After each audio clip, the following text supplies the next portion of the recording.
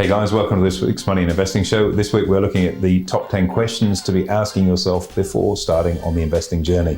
Make sure you take plenty of notes, but as always, make sure you take plenty of action. See you in the show. Hey guys, welcome to this week's Money and Investing Show with me, your host, Andrew Baxter, and as always, my offsider and co-host, Mitch Olarenshaw. Pleasure to be here, Mr. B. Thanks for having me. Now, inquisitive by nature that you know I am, I'm going to ask you some questions today, put you on the spot, one of my favorite things. Specifically, fun episode, we're going to talk about the 10 key questions to ask yourself before making any kind of investment.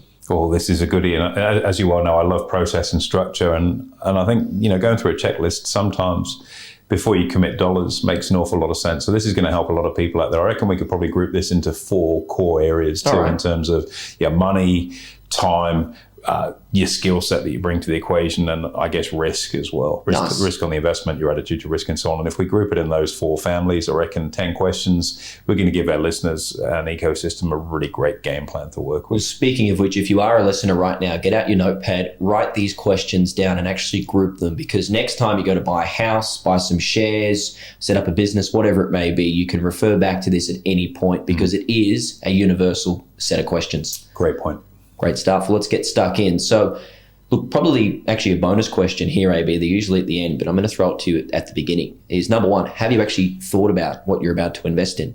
Look, that's a huge one, isn't it? And, always begin with the end in mind is such an important thing. I remember, working years ago with Mark Boris, and Mark's business track record, I think, speaks for itself. And listening to him talk about setting up a business is always, what's your exit strategy? What's the end in mind? And I think any investment really sits in that camp. And I guess the challenge for many people, and let's put a caveat on this, getting started in investing, getting started is the key thing. You must get started. But trying to start in the right way is obviously far better. Do it once, do it right, live off it forever kind of thing. And this notion of taking some time to think about what you want to achieve is crucial. We talk about this in goal settings. If you don't have specific goals, any road will take you there. The more specific you are, then the more tailored your action will be, but then the higher level of satisfaction you're going to get from getting there. So it's definitely worth doing that. And I think in the world of investing, it carries with it an additional challenge, which I'd call like a peer pressure push almost. So if you're working with someone and they've started doing crypto and you get to hear about how good crypto has been from them every second they around the coffee machine, well, that's going to kind of push you in that direction. And it may not be a suitable place for you. So taking the time to work out what's right for you is crucial, because if you don't, you can start on this investing journey, you can be spending money, commit time and effort, and it's kind of like walking down the street with a stone in your shoe. It doesn't feel right. It's going to become eventually, it's going to be pretty frustrating, and eventually you're just going to give up on the journey. And we don't want people to give up. We want them to get to where they want to be comfortably. So taking this time to establish, what does your game plan look like? What are you all about? And what are the things that are going to get you to where you need to be a key? So let's dive headlong. What have you got for me? All right, well, let's categorize this first couple of questions into the money camp, being camp number one. Question number one, question number two. Number one, how much capital do you actually have to invest? And number two, are you going to make regular contributions into that investment with your money? Oh, hugely important. And I think, looking at it, if you've managed to save up a lump sum, you've obviously built a savings habit, which is huge kudos to you for being in that camp. And you've got a chunk of coin to go and do something with. So do you just go and buy an asset, block of shares, for example? Or maybe if it's a property, this could be the deposit that you're looking to plonk down onto that property, which is fantastic. You're in their game and away you go. If we're talking specifically about property, and we're trying not to go too far down the rabbit hole at this stage with it, if it's an investment property, having the deposit plus all the different, stamp and all the different odds and ends that go alongside that, having the lump sum, you kind of sort it out, and ideally the rent from your tenant is then going to pay the servicing costs. The challenge with that sometimes can be, as you well know yourself, from investing in property, is that you can have a period of time where your property is untenanted. And if you've kind of gone all in with your deposit and you don't have the ability to service that debt with free cash flow, you don't have the ability to ride out that gap that may be there with the tenant not being in there. If it's a primary place of residence, obviously with an investment property, currently you've got to put down a 20% deposit. So it's a reasonable chunk of coin you've got to put down. Primary place of residence a little bit less than that, but you've got to remember you've then got to have the money to pay the mortgage each week, each month, depending on your frequency there. So having that surplus cash flow, that ability to tip more in regularly is absolutely crucial. Equally, from a stock market perspective, active if we flip sides for a moment. Having an initial deposit to either set up a portfolio or buy a block of asset and then have regular contributions to buy more, I guess, is the ideal way, because not only have you got the compounding of your additional sum that you've put in, but you've got that ability to continue to add, and that time weighted adding of money is effectively dollar cost averaging, which is a very useful tool to use from a stock market perspective.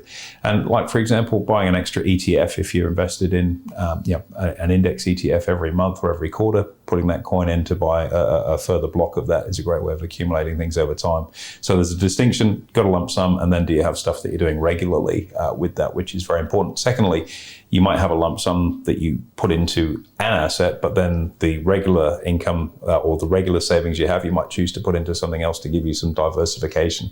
So do you just have a lump sum, or are you going to have regular stuff going in? And secondly, are they going in the same pot, or are you going to split them across two types of assets? Really interesting, because you might have, let's say, 20 grand set aside to buy some shares, and then maybe allocate $1,000 every month that you get paid into that investment in the share portfolio, right? And continue through that. Indeed, absolutely, and I certainly advocate that. So second camp then, as we move forward, AB, would be, as you say earlier, the time camp. And really two key questions would fall into that. Number one, are you going to be active or passive, or on that scale, which side do you sit? And secondly, what kind of time frame are you actually looking to carry out that investment for, right? The active passive is a huge one for people. Most people's bandwidth is pretty chock-a-block with life. We find ourselves busier than ever. Maybe our social media commitments take over a bit more bandwidth than they should. But the reality is we've all got a finite amount of time. And so, finding something that requires more work isn't always that appealing, unless it's something that really excites you and you're interested in doing it. And I guess in many respects, this is where, property can be quite appealing for people, because you buy it and it just sits there, and over time, according to the experts, goes up in value. Whereas with something in the stock market, whilst you might advocate having a sort of buy and hold blue chip share type portfolio, I think you do need to keep your eye on the prize a little bit more because of movements in markets and volatility around that. That said, if you're investing in things like ETFs, I think that de-risks that quite considerably, and you can use that very much as a buy and hold type mindset. So, are you going to be active or passive in there is that first instance when choosing your asset.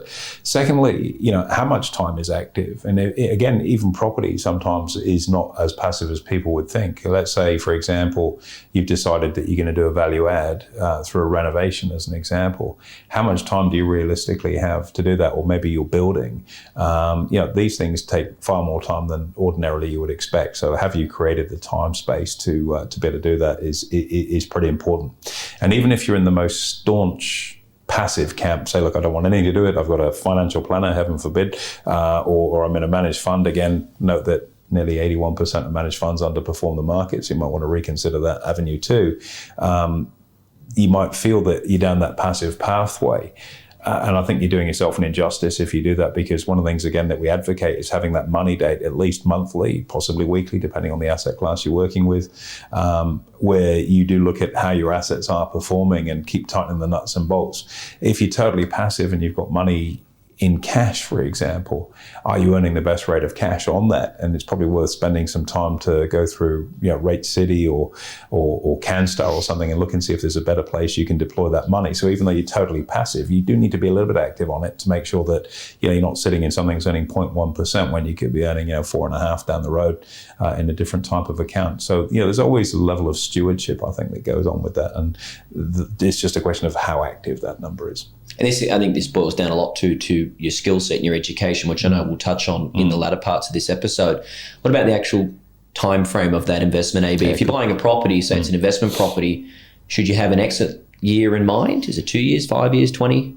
Look, I've got friends in so many different camps in the investment space. I've got one guy just never sells anything. That includes cars. He just all of his company cars just get passed down through the business or his family or whatever. Doesn't sell anything, and is just an acquirer of assets. Never sells. He's got a farm here. He's got commercial premises there, a yard there. He's done a development here. So he just never sells. And that's his approach to it, and it's worked very well for him. And it suits his personality style. That's why he does it. I think you've got to be very, very careful in trying to time the market. Now, again, there's a caveat on there where you might put money into an account for a particular reason. And we'll talk about life proofing, which is a huge part in the financial planning space. I know earlier I sort of mentioned about people when they hand their money blindly over to a financial planner. The whole process of life planning is extremely important. And that's part of our mission within, I guess, the financial literacy space, is to educate people so they can life plan for themselves. So let's say you've got a chunk of money that you're going to invest, and the specific purpose, the outcome for that investment is to pay for your kids to go to university, as an example of that. My kids are pretty young. My eldest is 8 right now. So, I've got a decade before Charlotte's going to be, contemplating university. So if I were to set up some form of investment that was orientated toward being able to pay her tuition fees, for example, then that's going to have a maturity of around 10 years in order for that cash to then be released to do it. And so you can time frame your investments to do that. But the challenge to that, Mitch, is that it's very, very difficult to time markets. You're never going to get out on the high. You're never going to buy it on the low. And if you try and finesse it too much, you can often miss the big chunk that's in the middle too. So unless there's a really significant requirement for that money to be released on a certain date, I think you're better off just, I'm not going to say play it by ear because that's a bit too laid back. Keep reviewing things through your money date, take your time, et cetera. But I wouldn't be too focused on that's our exit for that unless there's a specific reason. And if that is the case, whereby you do need money on certain dates for certain things, well, looking deeper within the asset pool of things that you can invest in, it might be that you've got a fixed term investment that expires closer to that time when you need the money. The challenge is if you need the money earlier, there's often a break clause in there where your return effectively gets decimated by breaking out of that fixed term early. You get penalised, rightly so. You're the one that's in breach of the agreement, so you should pay for it. So you just got to be minded of those sorts of things. So I wouldn't get too caught up on I want to have a property for 7 years and then sell it and parlay on. That said, when events change in your life, we talk about life proofing, that might be something you do. So, the 1-bedroom bachelor pad on the beach, that might be a first buy, well, probably not a first buy for most people, but nonetheless, it might be an investment that you have. I remember my first place in London wouldn't be somewhere I'd be able to rear a family. I don't think I could fit my family in that place. I know 5 kids is a few of us, but, the reality is that gave me my start. And then as I've needed to scale, you could transact out of that into something different. So that might be the time frame that you use. And instead of actually being a year or a duration in that regard, it's a set of circumstance.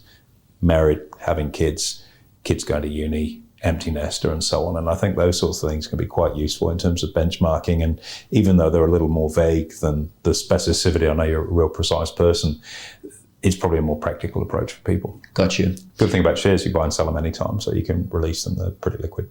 And I guess, as we say, a big part of this comes down to your actual skill set. So knowing when to sell, how to sell, for example. So if we look at that camp, there's probably 3 questions that sit in here, AB.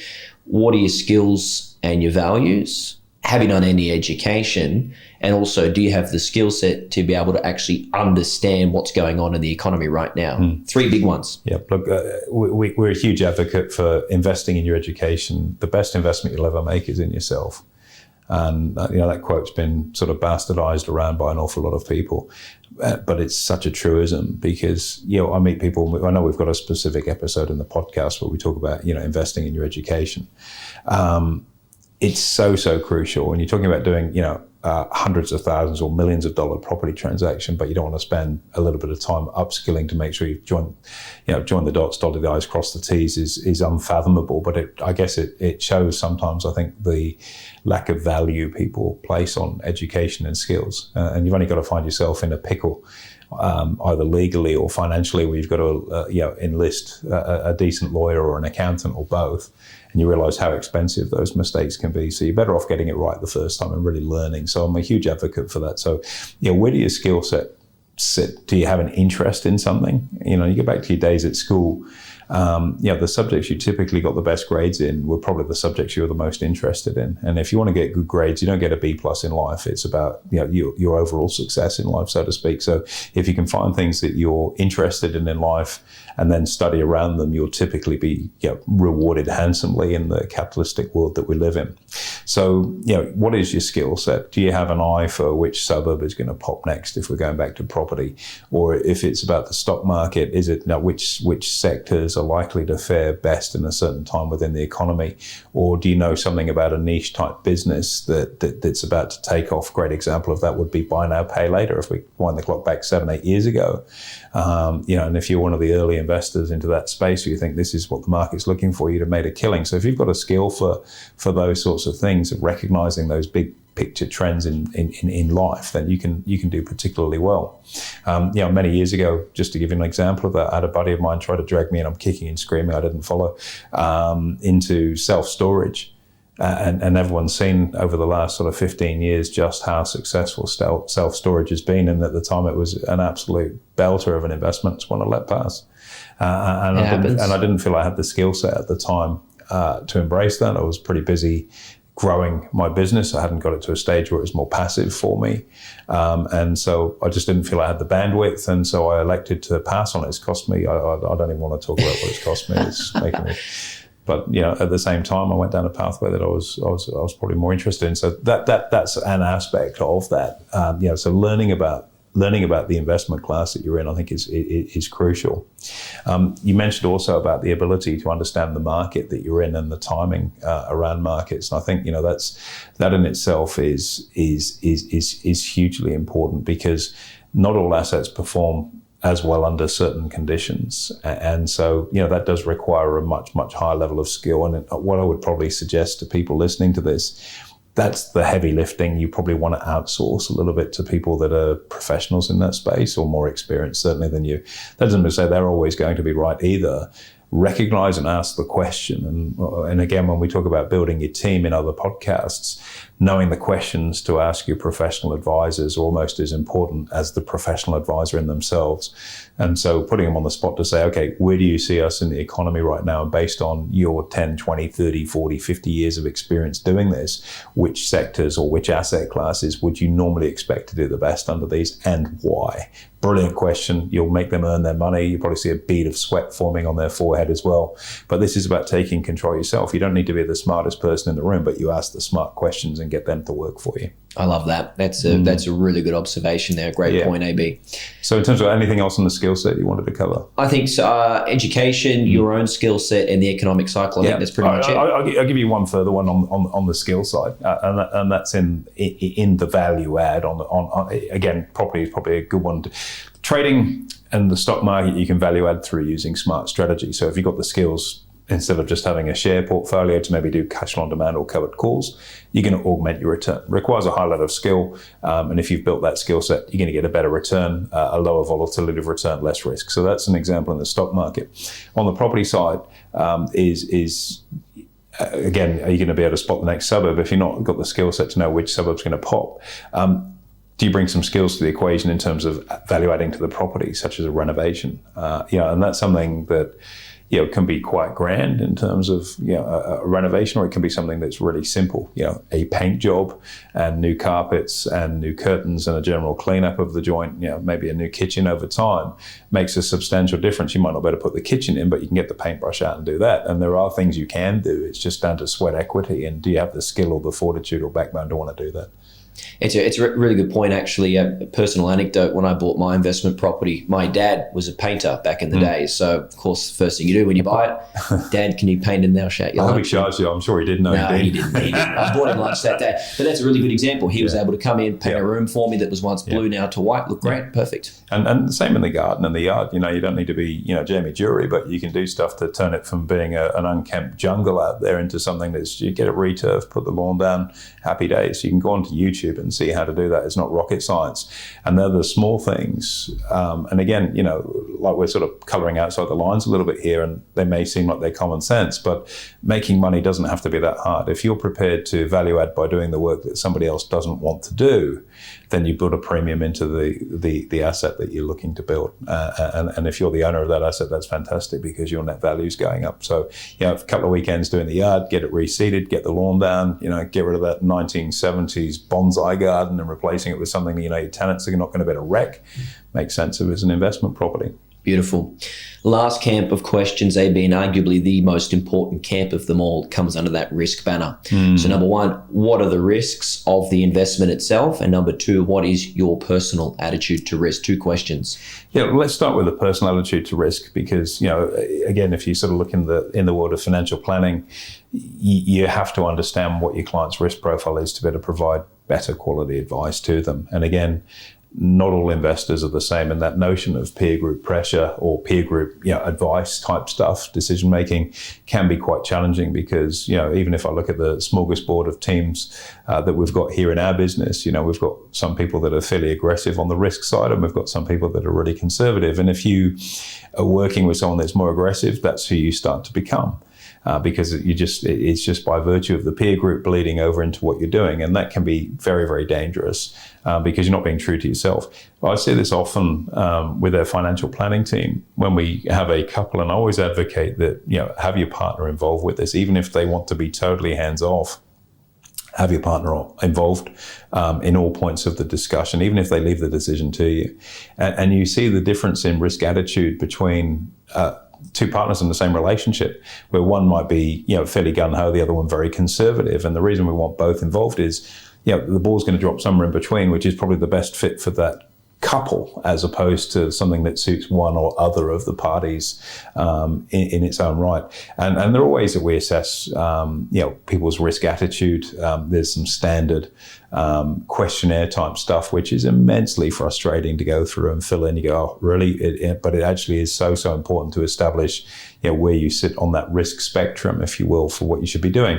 And the importance of doing that work up front. Everyone, let me rephrase that. Sometimes we can have a veneer of being macho, and I'm just going to dive in and I love risk. And if that's not you, those sleepless nights you get up looking at your investment moving around in a way that you don't want it to move detracts significantly from the quality of life you've got, because you're just doing something that's not suited to you.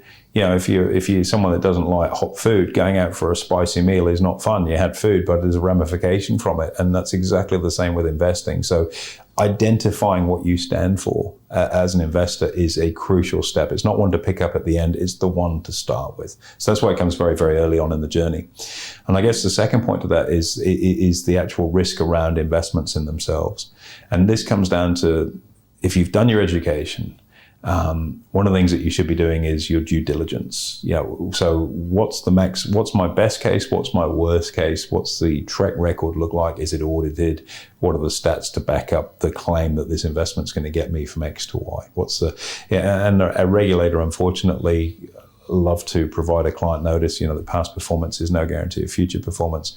In reality, past performance is a fantastic indicator of future performance, and it's something you should really look at. So, what's my due diligence look like? Am I talking to clients that have, let's say, have used a particularly boutique service? So, let's say you're involved with developer finance, which is way down the line for most people. Can I talk to some clients that have used this service? Has something changed within the economic cycle, by the way, that means that service shouldn't work as well now? All those sorts of things from a due diligence perspective. What's my biggest drawdown potential on this investment? What happens if it goes backward? And we can all be, I guess, blinded by the allure that things only go up. And it may well be that over time they do. But there can be an awful lot of broken glass on the floor in those lulls. If we take the stock market as an example, don't worry, it always recovers, which to a large extent is a truism. Not the case in Japan, actually. Here's a bit of trivia for you. 31st of December 1989, the Nikkei was at 38,915 points. It's now half that. It's never got close back to that level. Wow, in that many years, that's crazy. Since 1989, which is incredible. Structural issues in the economy. If we take the dot-com boom and bust, or the GFC, just hold on to your blue chips, they always come back. It took 12 years for the Australian market to recover from the GFC, to get back to those pre-GFC levels. It took 15 years for the NASDAQ to get back to pre-dot-com bust it's a long levels. time. And if you need that money, if you're transitioning to retirement, which was a huge issue for many people through the GFC, if you've got 3-4 years left to work, all of a sudden your super is worth 30% less than what you thought it was going to be. that's leaving you in a very different income perspective in retirement, and you don't have that luxury of, it'll recover. It took 12 years. So, you've got to be very, very minded of that. Property is another one where, oftentimes people don't see the downside, because we often see the stat that property doubles every 7 years. Whether that's true or not, I'm yet to establish. I've been looking at that pretty hard for the last 35 years, and I'm still yet to establish whether that's true or not. And through that time, there can be a variety of different factors that can hit you. People will argue that, well, property is safer because someone needs somewhere to live. They do, but property by its very definition is a geared asset. If you buy $100 worth of BHP shares, you've put the money down.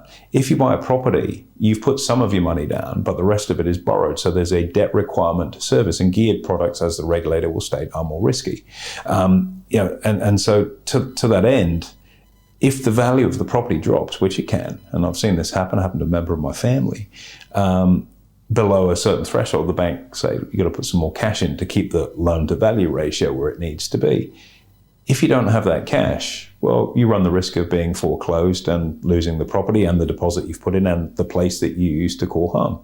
So there are risks to those sorts of assets that people oftentimes don't think about. Well, if interest rates really get jacked up, and it was interesting to see, with the interest rate cycle that we're hearing in Australia right now, that APRA worked on, will work on X% interest rates, but I'd almost go to the point I'd double that, just to give people that comfort zone of knowing if the unthinkable happens, you can still ride it out. And I guess that sort of disaster contingency is really important.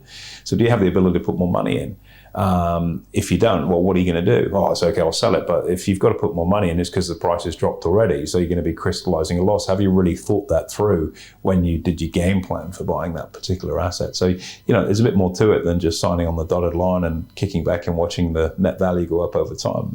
You've got to take this into account. And this is why financial education, so that you actually contemplate and have these kind of conversations, so you're not going in blindly, are absolute gold. And if you've gone through this and looked at the questions that we've posed in here prior to buying an asset, you're probably going to make better investment decisions than someone that's just flying by the seat of their pants going, I've got some money, I better start investing. Everyone else is. That's right. And it doesn't require really that much time to actually ask yourself these questions. It just requires you probably 25 minutes of listening to us today. 25 minutes of listening to us. You're making notes and working this out along the fly. But Abby, it's great advice. I think really solid questions and great considerations. Are there any final comments before we finish up today? What we've talked about is, the questions to ask yourself before you start.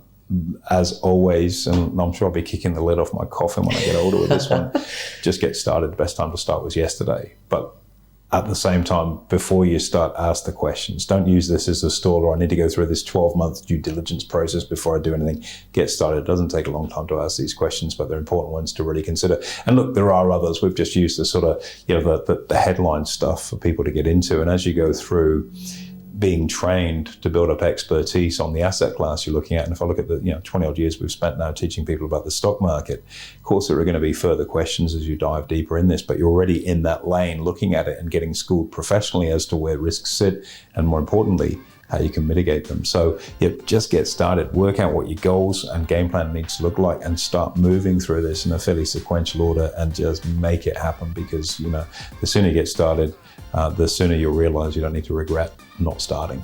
Well said, AB. Great way to finish. Thank you very much for your time. Absolute pleasure, anytime.